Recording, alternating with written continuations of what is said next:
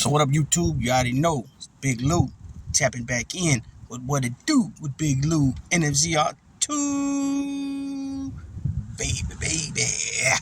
Right? So last night there was a lot going on in the boxing world. Right? We had some title fights jumping off last night. So what I'm gonna do is I'm gonna talk about one in one video, one in another video, and then I'm still gonna do the Teofimo Lopez reaction to his great performance and what else has happened with him in the following the fight. I mean, some things were said immediately after the fight. Now we're seeing that yes, indeed, those things that were said are taking place. Right. So last night we had Tim Tszyu of Australia. Got in the ring with Ocampo, who's a very good fighter, Oscar Ocampo, and he was destroyed. 77 seconds. Tim Tszyu landed 10 out of 20 power shots and floored him, and basically just left the ref no choice but to stop the fight. This was his fourth, I believe, first round, his fourth first round win of his career, and his fastest knockout ever. So I'll break down what this article says. This is by ESPN. Gold Coast, Australia. Tim Tszyu sent an anonymous warning to Jermell Charlo, who is, if you guys don't know, Jermell, there's two twin brothers, the Charlo brothers. One is the undisputed king at this division is named two different things. You'll hear it be called super welterweight division or the junior middleweight division. They both are the same. It's 154 pounds. So he's the king at 154. He holds all the belts. That's what undisputed means. If anybody, you guys are not familiar with the terminology in boxing, if you ever heard the word undisputed, that means that they hold all four belts from the four sanctioning bodies, the main four. The major ones you'll hear, which would be WBA, which is the oldest sanctioning body, the WBC, the WBO, and the IBF. And then you'll also see him wearing that belt that looks like the belt that Rocky wore, right, with the red, white, and blue on the sides. It's just like a gold plate. That's the ring belt, the Ring Magazine belt. And then also there'll be something called the lineal champ. If you guys ever hear somebody say he's the lineal champ, that just means it's only a name. There's no actual belt, but that means that he beat the man. So he's the man that beat the man in that division. So like I said, Jermell Charlo is the king at 154. He holds all those belts I just named. His brother is Jamal Charlo. He's 160 pound. He's a middleweight, and he holds the WBC belt. Now I just heard today that Canelo perhaps is fighting Jamal Charlo, the middleweight champ. If you guys don't know, Canelo's a super middleweight, undisputed king. But then I just seen something the other day, which was Demetrius Andrade, which is Boo Boo, talking to split screen, talking to Jamal Charlo about them fighting. So I don't know what's going on here. Eventually at some point I'll drop a video about that. So here we go. So he flooring his latest challenger, Carlos Ocampo, in just 77 seconds to likely set up a bout with him and the king at 154. The Australian wasted little time. He came out swinging right from the gates. And let's be clear about this too.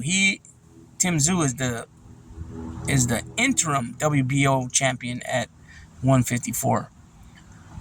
It gets confusing with these belts. So Charlo actually holds the actual 154 WBO belt, but because you have to be active in a certain amount of time, I guess.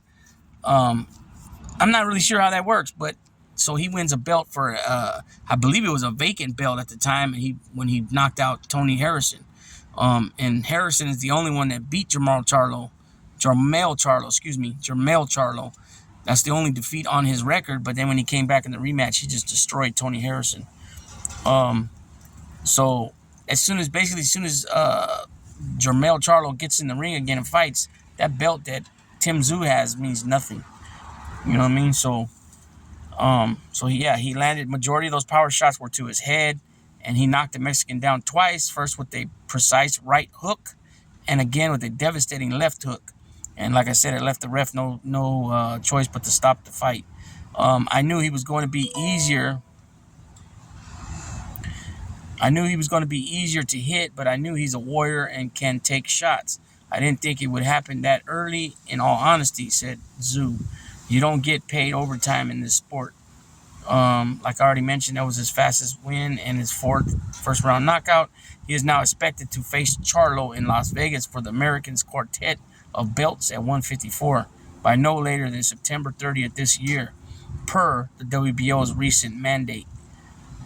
"I'm definitely top dog, just under him. He's the man. I'll give him that. I'm just under," Zeus said of Charlo. "I've got this interim belt, but I'm not satisfied. I want all four. It's not just the belts. I want the name Charlo on my wrist. So get your tickets, plan your holidays, because we're going to come back with all four belts." When asked if he had a specific message for Charlo, Zeus said, Zeus said, "I did it quicker than your boy Earl Spence Jr., man. So come on, let's dance. No disrespect." I'm not really sure what he meant by that. What fight? Maybe Spence fought this guy already. I guess that's what he's saying, and he beat him faster.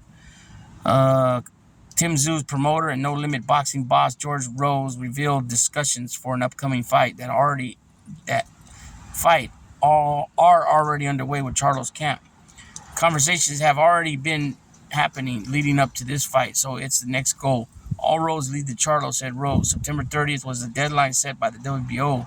That works in with Team Zoo, especially after how we finished the Ocampo fight. I don't think there's going to be much layoff time needed. We'll just push for a date to be locked in and announced soon enough." It's not the first time Zoo had put himself in a position to fight Charlo. 35-1-1 with 19 knockouts. The pair had agreed to square off earlier in the year. However, it was indefinitely postponed after Charlo broke his left hand in 2 places during his training camp. And I always think that should be brought to light. If you're a fighter, especially I think it should be said all the time, but especially if you're a top-notch contender or you're a title holder, and you get injured in your camp, it needs to be brought to light, man. Who gives a fuck how people think? Oh, he's just saying that. Your health's more important. Like Teofimo Lopez, when he fought Cambosos, he really had some shit going on there, real serious stuff, right? And I know he was in the hospital following the fight immediately, and I know he was in there for a little bit. He had something wrong with one of his lungs or something, I think, if I remember correctly. If I'm not correct, and anybody knows exactly what it was, or knows pretty much what was going on there with his health, drop it in the comment section. It'd be highly appreciated. But I know he was in the hospital for a while, and I know he was having trouble breathing, and you can't say that didn't affect him. You know what I'm saying? I mean, because look how he's fought in major when he's in there with major figures in front of him. He takes care of business. Casa Zoo, the last fight, Taylor, when he won his first title, his IBF title at lightweight, when he beat Richard Comey.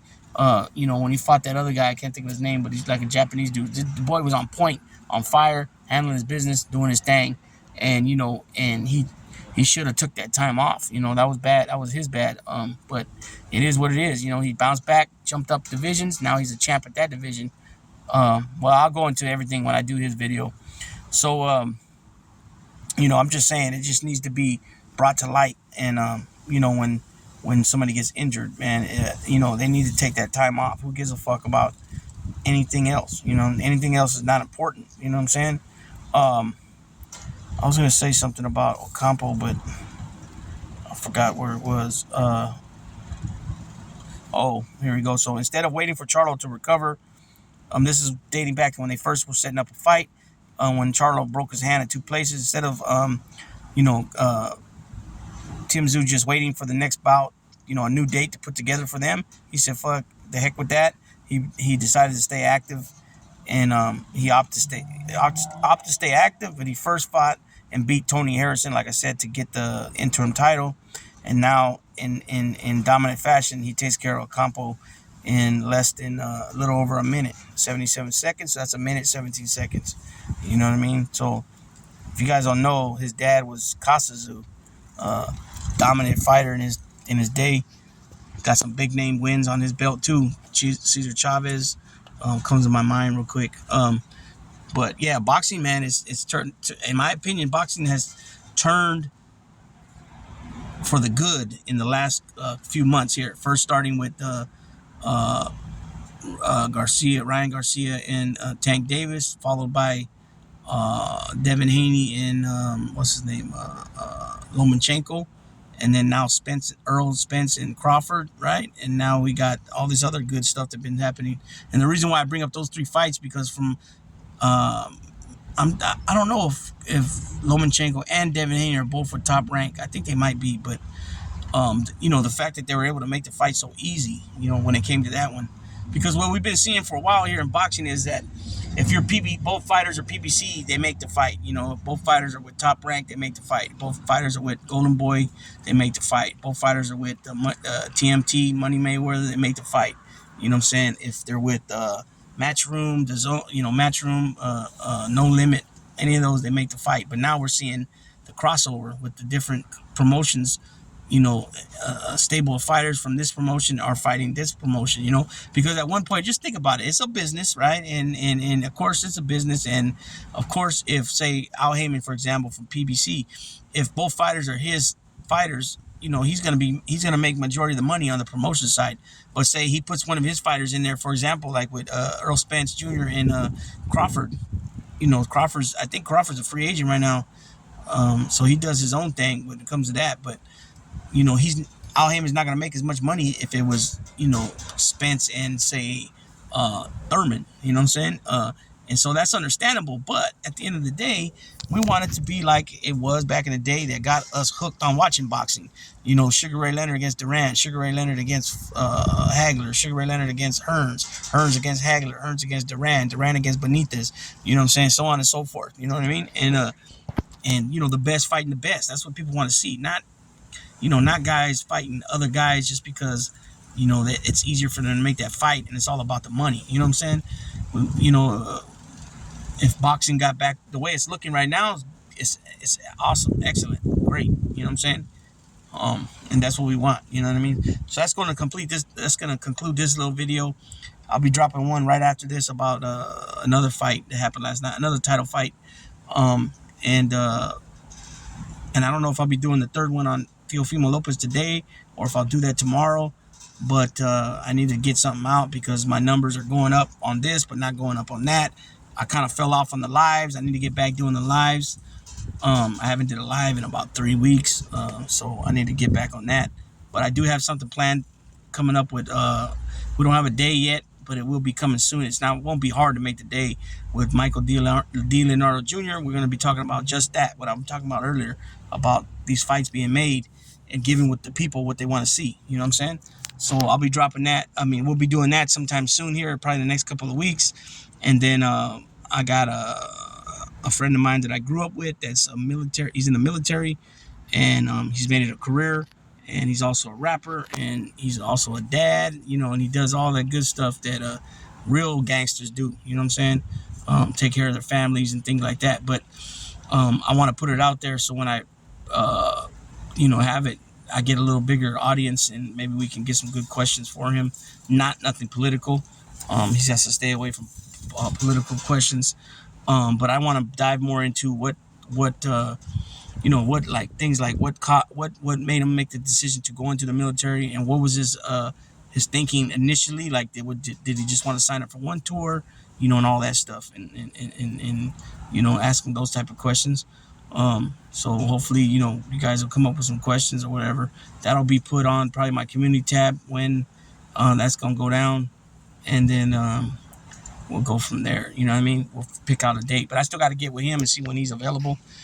Because he's not even in California. He's somewhere else. I think Arizona or Texas or something. And so the time's off a couple hours, I believe, where he's at in Texas. Oh, it might be 1 hour. Because I think Texas is 2 hours, but there's some parts of Texas that it's just an hour difference in California.